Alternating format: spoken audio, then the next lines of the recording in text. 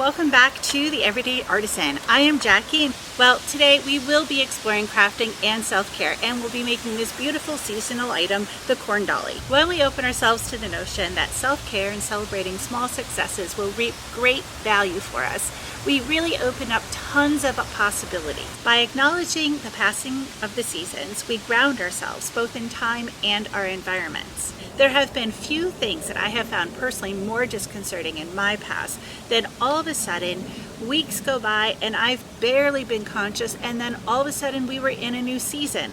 So I've been making a lot of effort to try to reconnect with the cycle of the year, bring some of those images and those artifacts into my house, and use crafting as the vehicle to do so. Things that are tangible in our environments increase our sense of security, our sense of time, our sense of place, and thereby creating a sense of the power of now, which is a wonderful book if you haven't read it, by Ekhart Tolle. But we ground ourselves in the here and now, the present, which is always good for us. And when we anchor ourselves in the present, that is the gift of self-care. That is one of the first things that you can do for yourself when you're feeling disoriented, tired, irritable, all of these things. Touch three things, see three things, hear three things, smell three things, and all of a sudden, oh, I breathe in, I look around, the seasons are changing, it is a beautiful day, and here I am. Right now where I live, it is early August, and we have just passed one of the first 3 harvest festivals that are celebrated in a lot of rural communities. Lammas or Lughnasadh is an Anglo-Saxon pagan holiday that is celebrated with the first harvest of the first grains, primarily wheat. It and similar festivals are celebrated all over the world between August 1st and August 15th. And this is when the harvest starts to safely come in. By celebrating the abundance of harvest, an increased sense of safety due to food security, and offerings for next year's growth, this seasonal festival becomes a time for gratitude, for a time of reflection. What did you sow in the spring? Did you tend it? And then what are you reaping the benefits of now? The corn dolly is a nod or a reflection of the personification of the land done by our ancestors. The corn dolly was made with some of the stalks of the harvest to capture a bit of the spirit of the land and hold on to it till the next growing season. And a corn dolly can be made with any grasses or any kind of grassy grain, including corn. My grandma Jane, when I was a little girl, used to make corn husk dollies, which is one particular type of corn dolly that we would make in a human form, and we would put it on the table or hang it in a window or put it on my little dresser at night. Long time ago. And I still make those little human form corn husk dolly to this very day. And this year I decided, I want to try to experiment with some other grasses and grains, and I learned how to make this type of corn dolly. And when we say corn dolly, it's an interesting European thing that when they say corn dolly, they really mean grain dolly, any kind of grain, barley, wheat, I'm trying to think so. Barley, wheat, corn, millet, anything that has a head on it. And you can see here with my grasses, these were literally grasses that were growing in our backyard, and I was like, those look like tiny wheats. So I made a couple very small ones. Even when the corn dollies do not have human form, they're still called corn dollies. When you take the time to go outside, you gather evidence of the changing seasons. Now, of course, not everybody can do that. Totally understand that. But even if you have to go to a craft store or online to order some grasses for yourself, totally okay. That's what we do. And it's still kind of just a reminder of the places that we are in time. And it is the first easy step of this craft. When your grassy treasure is finally in your home, whether you harvested it yourself or you ordered it, you can feel the success. I have gathered, and now I am ready to go. First small success. Amazing. This is a craft that can be done in 5-minute increments. Investing 5 minutes here and there in many things, including crafting, can lead to really great results. It's kind of fun to see how those 5 minutes can build up. I like to call this the cycle of small success celebration, and it really, for me, has become a very valuable tool in getting through many parts of my life. I like to translate that idea of using the 5 minutes here and there into other areas of my life. So for instance, if you're standing there waiting for something to cook on the microwave, you can unload the silverware from the dishwasher. Or if you're standing there waiting for a call from a client, you can check 2 emails. In 5 minutes, you can clear out a drawer, you can wipe a surface. You can write 10 sentences in the book you're working on. Make a list. Call a family member or a friend. The list is endless with what you can do with 5 minutes. This is called the 5-minute rule, and it really can be applied in 2 different ways. The first way is how I just described, taking advantage of when you recognize I have 5 minutes, what should I do at this time? Should I scroll through my social media? Well, maybe. We're all guilty of it, totally get it.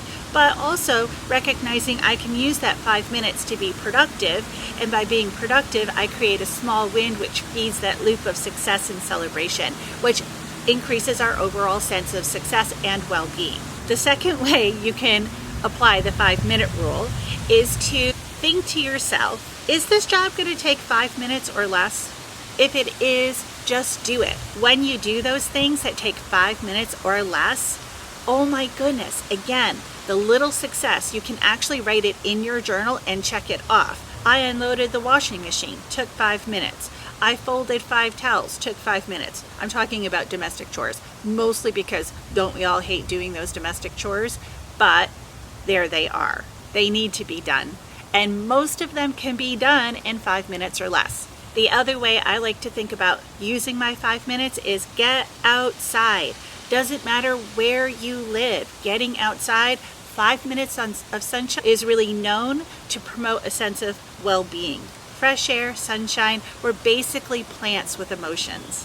So you can take those 5 minutes and you can use them in all these different ways, but of course I'm here to promote using them to create something lovely that might remind you, stay grounded, stay in the present, pay attention to the seasons, and enjoy the present moment. So here we go. So for our supplies, we're going to need our grasses, of course. So I've got 2 kinds of grasses there. Whoops, sorry. 2 kinds of grasses there. Very fine, delicate one.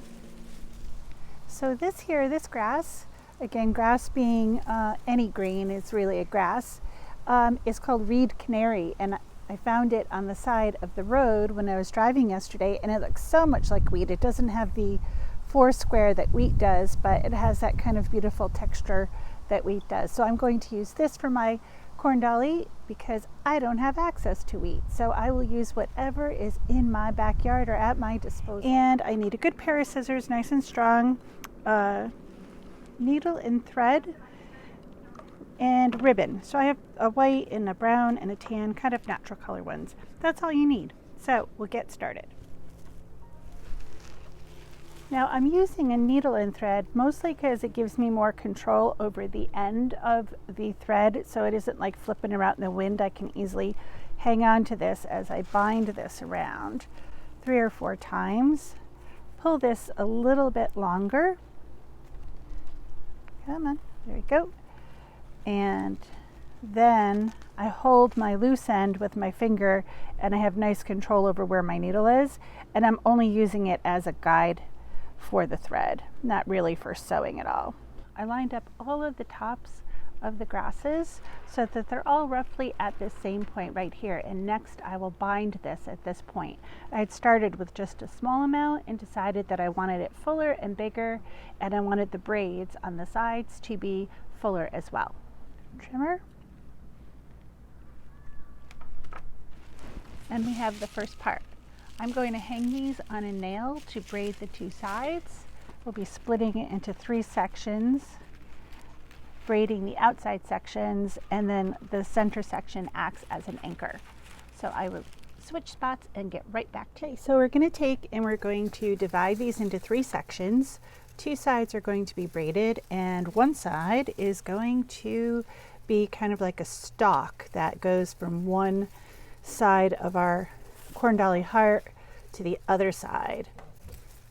So we'll do about that. So I'm going to hook this one over here. This one's going to stay, and I'm going to braid this one.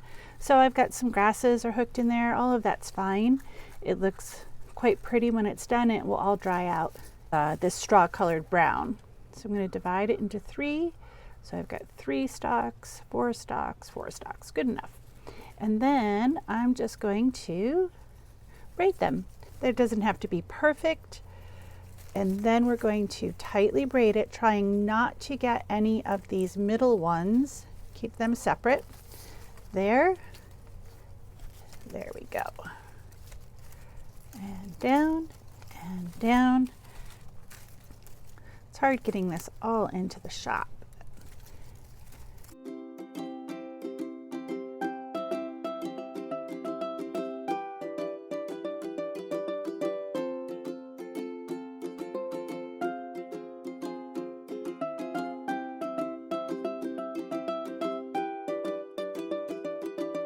Okay. So now I'm going to start to test how big do I want my heart. So that looks about good. So I've got quite a bit left. I'm going to do a couple more little braids, and then I'm going to take my trusty needle and thread, and I'm going to poke it through to give it some purchase, wrap it around a couple times, and wrap this around this side. The thread is nice because it won't show up too much at the very end, and we'll be covering things with ribbon. Double knot and triple knot. There we go. Stop there. Okay, so now I'm going to do my other side. Take this one out of the way. Make sure these are still good.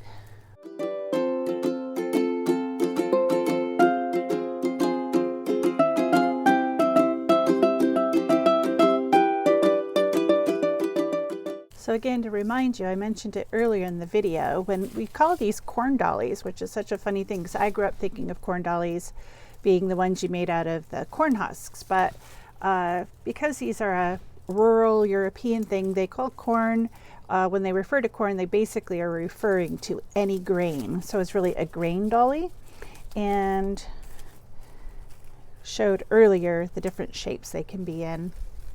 So, and sometimes they'll do a different kind of braid, something that looks like a boondoggle kind of thing, where it's 4 strands that are square braided, or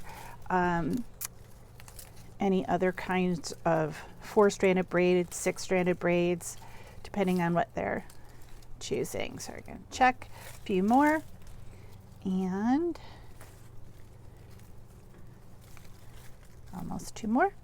1 and 2. Okay, and I've got my thread here. I'm going to poke it through one just to, again, give it a little bit of solid ground. And 2, get our knot nice and tight. And 1 more. You could do like a triple knot on this. Keep it good. I'm going to trim that. Okay, I'm going to trim these about 2 inches. They might get trimmed more later. And there. Put those off to the side. So now I've got my braids done, and I'm going to curve these so we get a heart shape, and that looks nice. Now I want to decide brown or white. I think I'm going to stick with the white. Okay, so I'm going to cut off my length of ribbon, hold this nice and tight. Everyone has their preferred heart shapes. Do you like your hearts round or thin? And I'm going to, it's a little bit awkward. Feels like it would be great if I had an extra hand here right now, but remember, perfection is not the goal. We're talking about grass here. Doing it nice and tight. You can see that. And I'm actually going to hold my thumb down and tie it in a little knot, and that will help keep it all together. Okay. So now it's upside down, so we're going to flip it around, and we have this long stalk here. Bring these down a bit. Might trim those off. I'm going to hang it right here for a moment. Just look at it. Very pretty. I'm gonna round out my hearts. I like rounded out hearts. And then with these 3 long stalks, you could braid them. Maybe I will braid them. I'm going to flip it back over again, braid them quick. Because these can end up making a sweet little holder. Quickly braid those down. Check, will that be round enough? A little bit more. And now I can take this and actually weave it into the back here. So you have a little hanger. So I'm going to finish that off.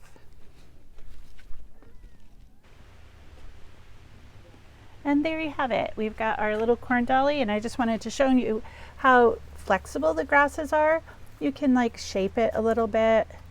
I'm going to trim some of the little extra pieces off so that they show more clearly the heart shape.